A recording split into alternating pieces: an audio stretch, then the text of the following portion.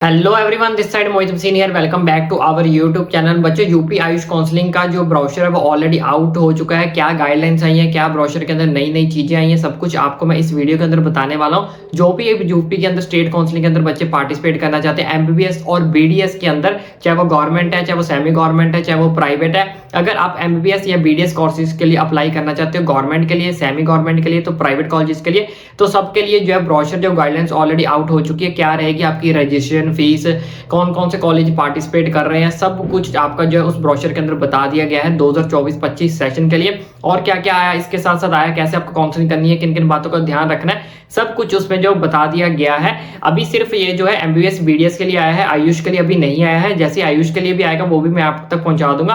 फिलहाल अभी एमबीबीएस और बीडीएस के लिए आया है, गवर्नमेंट, सेमी गवर्नमेंट और प्राइवेट कॉलेजेस के लिए। तो आइए मैं आपको ये ब्रोशर जो गाइडलाइन जो नहीं आई है उनको अच्छे से जो समझा देता हूं। बच्चों, ये आप देख सकते हो यूपी के अंदर जो उत्तर प्रदेश के अंदर काउंसलिंग के अंदर पार्टिसिपेट करना चाहते हैं स्टेट वाली, तो उनका जो ब्रोशर है वो ऑलरेडी हमारे पास आ चुका है। तो यहाँ पे आप देख सकते हो ये 2024 काउंसलिंग का जो है हमारे पास ब्रोशर जो है वो आ चुका है। तो इन सब चीजों के अंदर क्या क्या आया है मैं सब कुछ आपको जो अच्छे से समझा देता हूँ। तो जैसे कि मैंने आपको ऑलरेडी बताया कि अगर आप गवर्नमेंट, प्राइवेट, मेडिकल, डेंटल यानी कि एमबीबीएस बीडीएस के लिए अप्लाई करना चाहते हो तो ये सारी की सारी गाइडलाइंस जो इसमें बताई गई है वो सारा कुछ आपको जो है फॉलो करना पड़ेगा। रजिस्ट्रेशन फी वगैरह क्या रहेगी वो सब कुछ हमको बता देंगे। ये इन्होंने यहाँ पे इंडेक्स दिया कि इस ब्रोशर के अंदर क्या क्या चीजें बताई गई हैं, आप चाहो तो इसको पढ़ सकते हो। और साथ ही साथ यहाँ पे इन्होंने क्या बताया है, काउंसलिंग की प्रक्रिया बताई हुई है यानी कि फ्लो चार्ट। तो सबसे पहले यूपी नीट यूजी आप यहाँ पे देख सकते हो, पहला प्रोसेस ये काउंसलिंग का ब्रोशर जो हमारे पास आ चुका है। दूसरे बार उसके बाद आपको जो है रजिस्ट्रेशन करनी है, सेकंड प्रोसेस है। उसके बाद फिर रजिस्ट्रेशन फी डिपॉजिट आपको करनी है। उसके बाद आपकी सिक्योरिटी मनी डिपॉजिट होगी। फिर आपको ऑनलाइन अपने डॉक्यूमेंट्स वेरीफाई करने हैं। फिर आपकी मेरिट लिस्ट जो डिक्लेरेशन वो आएगी। फिर आपको चॉइस फिलिंग ये करनी है। उसके बाद चॉइस फिलिंग करने के बाद आपका रिजल्ट आएगा कि किस बच्चे को सीट मिली है, किस किस बच्चे को सीट नहीं मिली है। उसके बाद अलॉटमेंट लेटर आपको डाउनलोड करना है।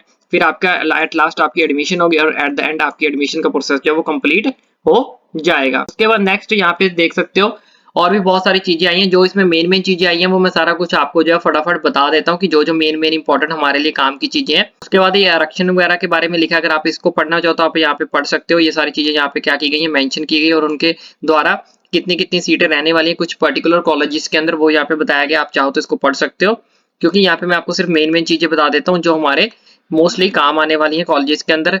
फीस को लेकर तो यहाँ पे देख सकते हो, सबसे पहले यहाँ पे इन्होंने फीस को बताया कि रजिस्ट्रेशन आपकी फीस जो वो कितनी रहने वाली है। तो यहाँ पे देख सकते हो प्रथम, द्वितीय एवं तृतीय चक्कर की काउंसलिंग, फर्स्ट, सेकंड राउंड, अगर थर्ड राउंड की आप काउंसलिंग करना चाहते हो तो आपको 2000 रुपए जो है वो जमा करवाने पड़ेंगे। तो यहाँ पे आप देख सकते हो कितना, 2000 रुपए। उसके बाद अगर आप स्ट्रेट वैकेंसी राउंड के अंदर पार्टिसिपेट करना चाहते हो तो आपको 1000 रुपए जो वो अलग से क्या करना पड़ेगा, देना पड़ेगा। जो बच्चे स्ट्रेट वैकेंसी राउंड के अंदर जाएंगे तो उनको 1000 रुपए जो वो अलग से देना पड़ेगा। और ये सारी की सारी जो फीस है वो आपकी क्या होगी, नॉन रिफंडेबल होगी, यानी कि वापस आपको नहीं मिलेगी। ये इस चीज को इन्होंने साफ साफ यहाँ पे मेंशन कर दिया है। उसके बाद आपकी सिक्योरिटी अमाउंट के बारे में बात की गई है, जिसको इन्होंने बोला है द्रोह धनराशि। इसका मतलब सिक्योरिटी अमाउंट आपका होता है। तो यहाँ पे आप देख सकते हो, अगर आप गवर्नमेंट कॉलेज के लिए जाना चाहते हो तो आपको 30,000 रुपए आपकी सिक्योरिटी अमाउंट लगेगी। ठीक है, कितनी, 30,000। उसके बाद यहाँ पे निजी क्षेत्र के मेडिकल कॉलेज, यानी कि अगर आप प्राइवेट, निजी क्षेत्र मतलब होता है अगर प्राइवेट कॉलेज के लिए जाना चाहते हो तो 2 लाख रुपए आपको सबमिट करवाना पड़ेगा। ठीक है, 2 लाख रुपए आपको सबमिट करवाना पड़ेगा।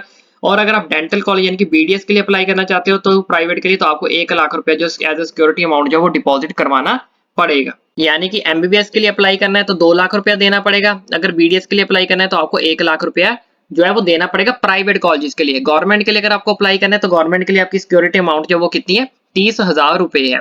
उसके बाद इन्होंने लिखा है, ऐसे अभ्यर्थी जो राज्य के एवं निजी क्षेत्र दोनों के लिए मेडिकल एवं डेंटल कॉलेज की सीटें हेतु काउंसलिंग में प्रतिभा करना चाहते हैं।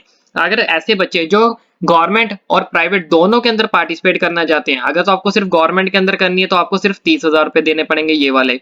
ठीक है, अगर आपको सिर्फ प्राइवेट में करना है तो आपको 2 लाख रुपया एमबीबीएस के लिए देना पड़ेगा, 1 लाख रुपया अगर आप डेंटल प्राइवेट में करना चाहते हो तो 1 लाख रुपया देना पड़ेगा।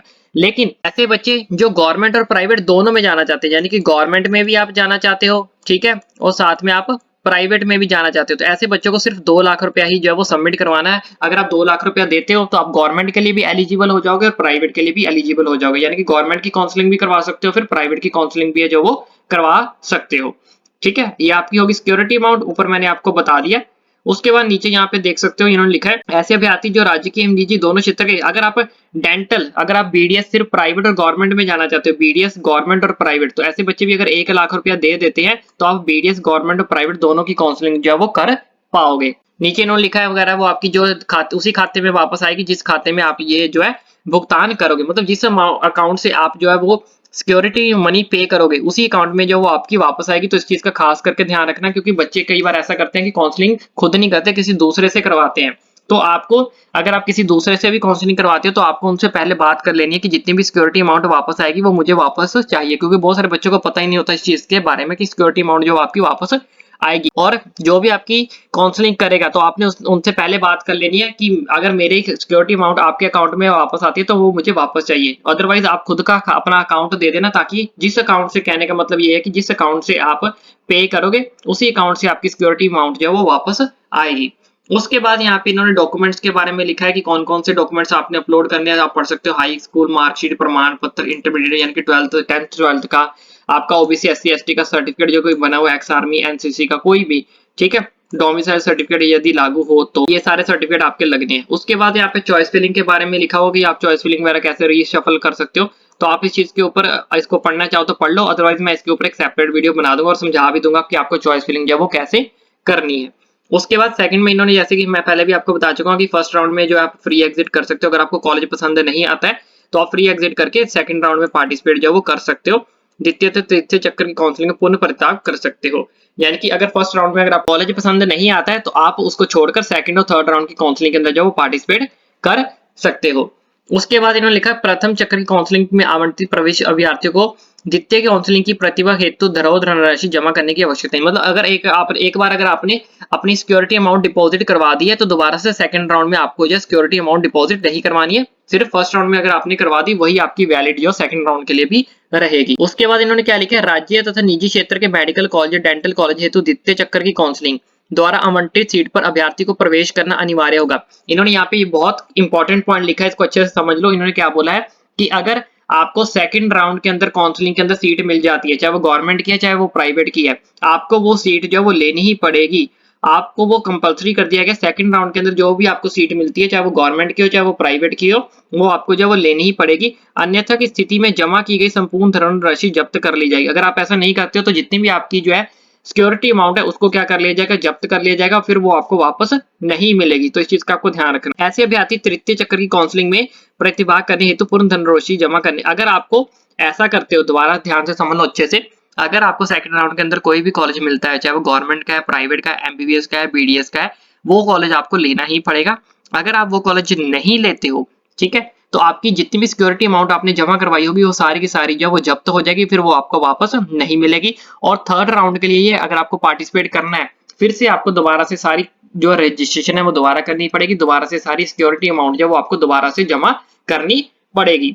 ठीक है, अगर आप सीट छोड़ोगे तो थर्ड राउंड में आप एलिजिबल तो हो जाओगे, कोई दिक्कत परेशानी वाली बात नहीं है, लेकिन सिक्योरिटी अमाउंट आपको दोबारा से जो है जमा करनी पड़ेगी। राज्य के तथा निजी क्षेत्र मेडिकल डेंटल कॉलेज हेतु प्रथम चक्र की काउंसलिंग से प्रतिनिधि अभ्यर्थी तृतीय की काउंसलिंग में पूर्ण वनडे के पश्चात प्रवेश नहीं लेते हैं। ठीक है, तो इस चीज का ये कुछ और मेजर पॉइंट्स आप इस चीज को पढ़ सकते हो।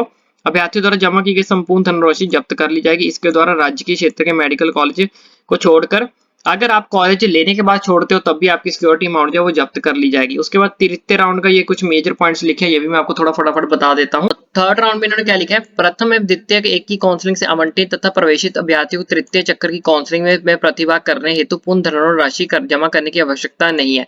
ऐसे बच्चे जिन्हों को फर्स्ट राउंड में भी कॉलेज नहीं मिला, सेकंड राउंड में भी कॉलेज नहीं मिला, तो थर्ड राउंड में आप सीधा आ जाओगे, आपको कोई अमाउंट जो वो पे नहीं करना पड़ेगा, कोई पैसा आपको जो वो नहीं देना है। ठीक है, उसके बाद राज्य की तथा निजी क्षेत्र के मेडिकल कॉलेज, डेंटल कॉलेज हेतु तृतीय चक्कर की काउंसलिंग द्वारा आवंटित सीट पर अभ्यर्थी को प्रवेश प्राप्त करना अनिवार्य होगा, अन्यथा की स्थिति से जमा की गई संपूर्ण धनराशि जब्त कर ली जाएगी। सेम वही पॉइंट है कि अगर आपको थर्ड राउंड में भी कोई कॉलेज मिलता है तो वो आपको जो है हर हालत में लेना ही पड़ेगा, चाहे वो कोई भी कॉलेज हो, प्राइवेट का हो, गवर्नमेंट हो, सेमी गवर्नमेंट हो, कोई भी कॉलेज हो, वो आपको लेना ही पड़ेगा। अगर आप उस कॉलेज को नहीं लेते हो तो आपकी सारी की सारी सिक्योरिटी अमाउंट जो वो जब्त कर ली जाएगी, वो आपको वापस नहीं मिलेगी। नेक्स्ट इन्होंने बोला है राज्य क्षेत्र के मेडिकल कॉलेज, डेंटल कॉलेजों हेतु प्रथम द्वितीय चक्कर की काउंसलिंग से प्रवेशित अभ्यर्थी यदि तृतीय चक्कर की काउंसलिंग से पुनरावर्तन के पश्चात प्रवेश नहीं लेते हैं तो अभ्यर्थी द्वारा जमा की गई संपूर्ण धनराशि तथा तस्में जमा किए गए समस्त शुल्क सब कुछ जब्त कर लिया जाएगा। अगर मतलब आप सीट लेने के बाद, थर्ड राउंड में सीट लेने के बाद आप उसको ज्वाइन नहीं करते, उसको छोड़ देते हो, तो इस केस में आपका सब कुछ जो है वो जब्त कर लिया जाएगा, धनराशि वगैरह सब कुछ आपका जो जब्त कर लिया जाएगा। उसके बाद निजी क्षेत्र के मेडिकल कॉलेज, डेंटल कॉलेज के प्रथम द्वितीय चक्कर की काउंसलिंग से प्रवेशित अभ्यर्थी यदि चक्कर की काउंसलिंग में प्रवेटन के पश्चात प्रवेश नहीं लेते हैं तो अभ्यर्थी द्वारा जमा की गई संपूर्ण धनराशि जो है उसका 50% जब्त कर लिया जाएगा। तो ऐसे बच्चे जिन्होंने सेकंड राउंड के बाद थर्ड राउंड में आए, थर्ड राउंड में भी उनको सीट मिल गई, लेकिन अगर आप सीट नहीं लेते हो सेकंड राउंड में आने के बाद भी, ठीक है, तो आपका 50% जो है वो अमाउंट जो आपका क्या कर लिया जाएगा, जब्त कर लिया जाएगा। उसके बाद जो नेक्स्ट पॉइंट में लिखा है, आप इसको डिटेल में पढ़ सकते हो और डिटेल में पढ़ना चाहो तो मैं आपको सारा कुछ टेलीग्राम पे भेज दूंगा। उसके बाद नेक्स्ट इन्होंने यहाँ पे लिखा है कुछ इंपॉर्टेंट पॉइंट्स की, जैसे कि कोई सीट्स बच जाती है तो उसका आपको स्टे वैकेंसी राउंड में बता दिया जाएगा कि कितनी कितनी सीट्स जो है वो बचती हैं, ठीक है। तो यहाँ पे स्टे वैकेंसी राउंड के बारे में कुछ डिटेल्स लिखे हैं, तो आप इसको पढ़ना चाहो तो यहाँ पे आप इसको पढ़ सकते हो। और बाकी जैसे कि मैंने आपको बता दिया कि स्टे वैकेंसी राउंड के अंदर पार्टिसिपेट करना है तो आपको 1000 रुपया एक्स्ट्रा जो वो लगेगा आपका। उसके बाद नेक्स्ट यहाँ पे आप देख सकते हैं, यहाँ पे कुछ और इन्होंने बोला कि आवंटन पत्र की कॉपी क्या क्या आपके डॉक्यूमेंट्स लिखने हैं, वो यहाँ पे भी कुछ चीजें मेंशन है, उस चीज को आप यहाँ पे अच्छे से पढ़ लो कि ड्राइविंग लाइसेंस, कोई आईडी प्रूफ वगैरह आपके पास होना चाहिए। वैसे मैं डॉक्यूमेंट्स की वीडियो ऑलरेडी अलग से बना चुका हूँ कि कौन कौन से डॉक्यूमेंट्स जो वो लगते हैं, चाहे आप कोई भी काउंसलिंग करो, सारी काउंसलिंग के अंदर वही डॉक्यूमेंट्स लगेंगे। उस वीडियो का लिंक मैं आपको नीचे डिस्क्रिप्शन बॉक्स में दे दूंगा। नेक्स्ट यहाँ पे आप देख सकते हो, यहाँ पे फिर से वही कुछ प्रथम काउंसलिंग के बारे में लिखा है कि कितने बजे आपका होगा। तो यहाँ पे अभी डेट्स नहीं आई है, या सिर्फ उदाहरण दर्ज दिया गया है, ठीक है। तो जैसी डेट्स आएंगी वो मैं सब कुछ आपको जो वो बता दूंगा, लेकिन अभी डेट्स नहीं आई है। उसके बाद यहाँ पे इन्होंने बॉन्ड की बात की है, बहुत सारे बच्चों को बॉन्ड का होता है। तो यहाँ पे आप देख सकते हो एमबीबीएस बीडीएस का जो बॉन्ड है वो 2 साल के लिए वैलिड रहेगा, और कितना रहेगा, 10 लाख रुपए का बॉन्ड जो है वो इनकी तरफ से जो रखा गया है, कम से कम 2 साल के लिए, बॉन्ड की अवधि 2 साल के लिए, और कितना 10 लाख रुपए का बॉन्ड जो वो रखा गया है। तो इस चीज को आप जो है पढ़ सकते हैं। बॉन्ड, बहुत सारे बच्चों का डाउट होता है कि बॉन्ड बॉन्ड, तो यहाँ पे देख सकते हो कितनी बड़ी अमाउंट इन्होंने यहाँ पे क्या कर दी है, मेंशन कर दी है, 10 लाख रुपया, अगर आप कॉलेज छोड़ोगे सीट लेने के बाद। नेक्स्ट यहाँ पे कुछ और बैंक्स के बारे में लिखा हुआ है, तो और हम बात जान लेते हैं क्या क्या चीजें। ये आपके कॉलेजेस का आ गया, देख सकते हो अभिलाव के ऑनलाइन सत्यापन हेतु नोडल सेंटर, ये सारे आपके नोडल सेंटर आ चुके हैं जहाँ पे आपको अपने डॉक्यूमेंट्स की जो वेरिफिकेशन करवानी है। तो ये आप पढ़ सकते हो, ये आपके सारे के सारे नोडल सेंटर है, 20 नोडल सेंटर जो इनकी द्वारा बनाए गए हैं, ठीक है, नोडल सेंटर हो गए। तो उसके बाद यहाँ पे आपके कॉलेजेस आ गए, तो यहाँ पे आप देख सकते हो निजी क्षेत्र के मेडिकल डेंटल कॉलेज आवंटित अभ्यर्थियों को प्रवेश प्रक्रिया किए जाने हेतु नोडल सेंटर की सूची। तो ये नोडल सेंटर की सूची है, ठीक है, आप इसको पढ़ लेना अच्छे से, ये सारे आपके यहाँ पे बता रखे हैं, ये भी आपके ये पीडीएफ में आपको दे दूंगा, ठीक है। अब यहाँ पे सीटें बताई गई हैं हमें ऑल इंडिया के थ्रू, ये देखो जैसे सीट है ऑल इंडिया की, टोटल सीट्स यहाँ पे कितनी है, 250 सीटें हैं। एमबीबीएस की 37 इनकी ऑल इंडिया के थ्रू भरी जाएंगी, स्टेट के द्वारा 210 सीटें जो वो भरी जाएंगी, ठीक है। सेंट्रल पूल कोटा इसमें से 3 होता है। तो ये सारा कुछ बताया गया, आप इसमें से देख सकते हो जिस भी कॉलेज के अंदर आपको पार्टिसिपेट करना है तो वहां पे कितनी कितनी सीट जो है वो ऑल इंडिया के थ्रू भरनी है, और बाकी जो सीट्स है ये सारी जो सीट्स हैं ये सारी स्टेट कोटा से है, जिसके लिए अभी जो है ये मैं आपको ब्रोशर जो पढ़ के बता रहा हूँ काउंसलिंग के लिए, इतनी इतनी सीट्स हैं। ये सारी जो सीट्स हैं ये आपकी सारी एमसीसी के द्वारा फिल होंगी, ये वाली, ये ऑल इंडिया वाली ये होगी एमसीसी द्वारा फिल, ऑल इंडिया के थ्रू ये सारी की सारी सीट्स जो है वो फिल होंगी, ठीक है। तो ये सारे के सारे आपके एमबीबीएस के कॉलेज है। टोटल यहाँ पे सीट्स देख सकते हो 4550 सीट है, जिसमें से स्टेट के अंदर कितनी आती है, 3849 सीट्स हमारे पास स्टेट के अंदर आती है। उसके बाद ये मेडिकल की थी, अब यहाँ पे ये सारी आ गई डेंटल कॉलेज की। तो same as it is dental college का भी ये सारे आपके डेंटल कॉलेजेस है, ठीक है, जिसमें टोटल नंबर ऑफ सीट्स यहाँ पे जो है वो मेंशन की गई है। टोटल नंबर ऑफ सीट्स आपकी कितनी है, तो टोटल नंबर ऑफ सीट्स कितनी है, 5950। तो ये निजी क्षेत्र के डेंटल कॉलेज आपके जो है आ चुके हैं, ये प्राइवेट है, निजी क्षेत्र मतलब प्राइवेट, ये सारे के सारे आपके प्राइवेट है, ठीक है, ये आपके प्राइवेट है। उसके बाद total number of seats private की कितनी, 2150 प्राइवेट की जो है सीट्स है।